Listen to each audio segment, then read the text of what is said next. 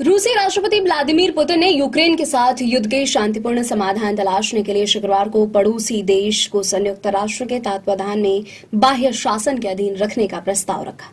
माना जा रहा है कि पुतिन का यह बयान युद्ध लक्ष्यों को प्राप्त करने के उनके दृढ़ संकल्प को दर्शाता है। उन्होंने नाटो को चेतावनी दी है।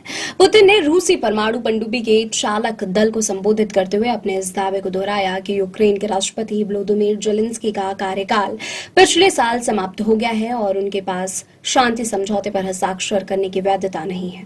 पुतिन के इस भाषण को शुक्रवार सुबह टेलीविजन पर प्रसारित किया गया। यूक्रेन के संविधान के अनुसार जब देश में मार्शल लॉ लागू हो तो आम चुनाव कराना अवैध होता है। पुतिन ने दावा किया कि यूक्रेन की मौजूदा सरकार के साथ हस्ताक्षरित किसी भी समझौते को उनके उत्तराधिकारियों द्वारा चुनौती दी जा सकती है। उन्होंने कहा कि बाह्य शासन के तहत नए चुनाव कराए जा सकते हैं। रूसी राष्ट्रपति ने कहा कि संयुक्त राष्ट्र के तत्वावधान में अमेरिका के साथ यहां तक कि यूरोपीय देशों के साथ और निश्चित रूप से हमारे साझेदारों और मित्रों के साथ हम यूक्रेन में अस्थायी शासन की शुरुआत की संभावना पर चर्चा कर सकते हैं।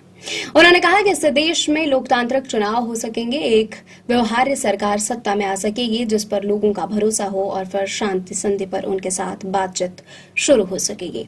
पुतिन ने कहा कि इस तरह का बाह्य शासन केवल एक विकल्प है, लेकिन उन्होंने इस बारे में विस्तार से नहीं बताया। पुतिन की यह टिप्पणी फ्रांसीसी राष्ट्रपति इमैनुअल मैक्रों द्वारा आयोजित शिखर सम्मेलन के समापन के कुछ घंटों बाद आई, जिसमें अंततः शांति समझौते को मजबूत करने के लिए यूक्रेन में सेना तैनात करने की योजना पर विचार किया गया। मैक्रों ने कहा कि फ्रांस और ब्रिटेन के साथ कई अन्य देश भी इस बल का हिस्सा बनना चाहते हैं। रूस ने चेतावनी दी कि वह भावी शांति सेना के हिस्से के रूप में नाटो सदस्यों के किसी भी सैनिक को स्वीकार नहीं करेगा।